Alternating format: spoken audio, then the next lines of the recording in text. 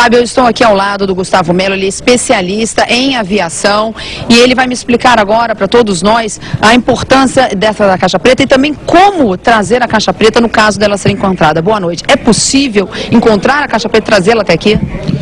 Bom, a caixa preta de qualquer avião são 3 pares de caixas pretas, por isso que elas são encontradas no acidente. Tem um par atrás, um par no meio e um par na frente. As caixas pretas são 2 caixas, uma que grava a voz, que é o Cockpit Voice Recorder, e a outra que grava os dados, os parâmetros de voo, que é o Flight Data Recorder.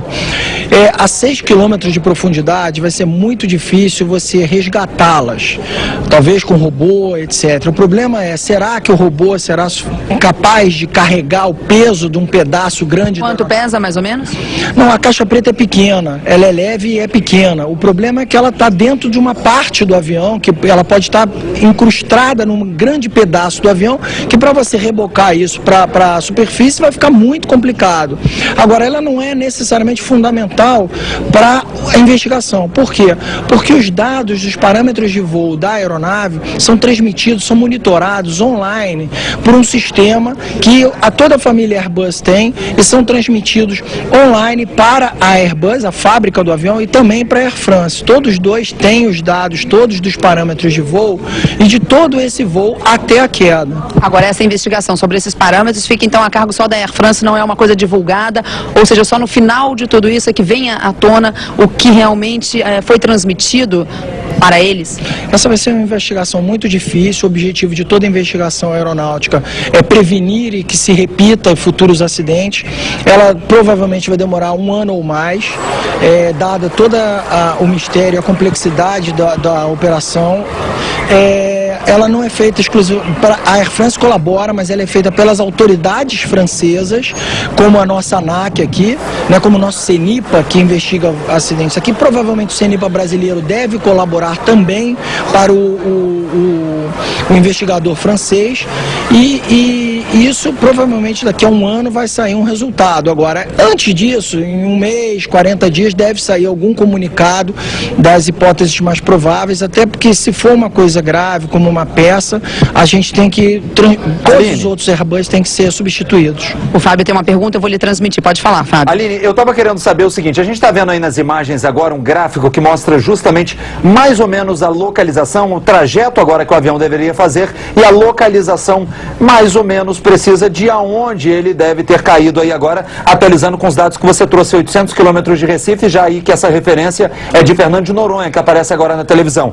O que o Gustavo Melo está dizendo pra gente então, é que nem precisa encontrar a caixa preta, que a família Airbus, como ele disse aí das aeronaves, a fabricante já vai ter recebido isso automaticamente?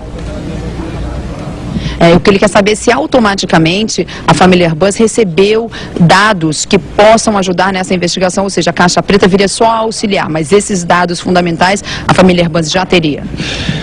2 coisas vamos pontuar. Primeiro, a Airbus de fato recebeu os parâmetros online, assim como a Air France também. Agora, a caixa preta é a primeira fonte de dados, é a principal.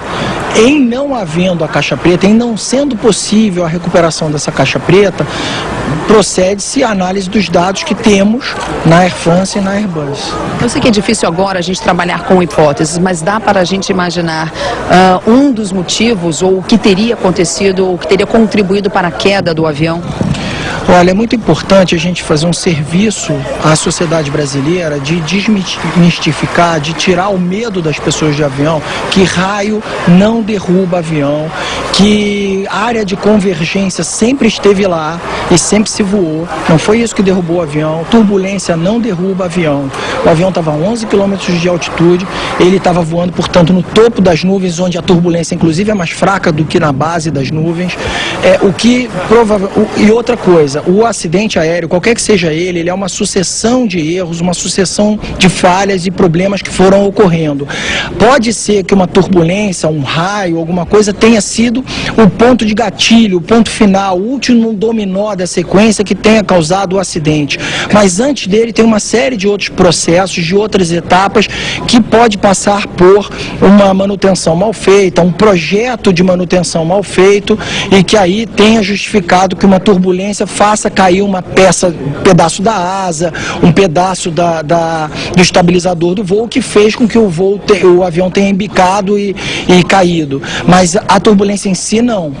O Fábio tem mais uma pergunta, pode falar, Fábio? Aline, eu vou pedir para a gente exibir, enquanto a gente continua conversando aí agora com o nosso entrevistado, imagens aí das pessoas que estavam no avião, imagens que já foram confirmadas pelos familiares, aí no caso Lucas Gagliardi, que é o comissário de bordo de 24 anos, que estava no Rio de Janeiro, veio ao Rio de Janeiro justamente para acompanhar o enterro do pai, aí mais um casal que estava também a bordo da aeronave, que ia para a lua de mel, e assim são sucessivos os casos de pessoas que tinham destinos diferentes, histórias diferentes, na verdade, de vida.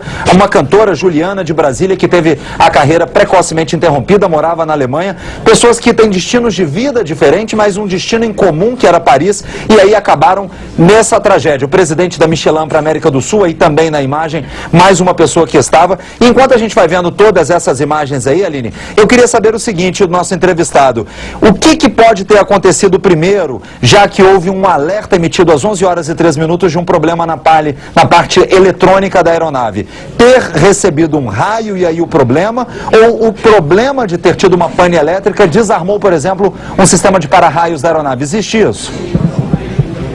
O que ele pergunta é o seguinte, às 11h14 mais ou menos, foi recebido um alerta de que aconteceu uma pane elétrica. O que ele pergunta é, essa pane elétrica pode ter acontecido por conta de um raio ou, Fábio, só a última perguntinha que você fez. É exatamente o contrário, se foi o raio que causou a pane, ou a pane veio porque o raio caiu. Causou a pane elétrica ou a pane veio porque o raio caiu?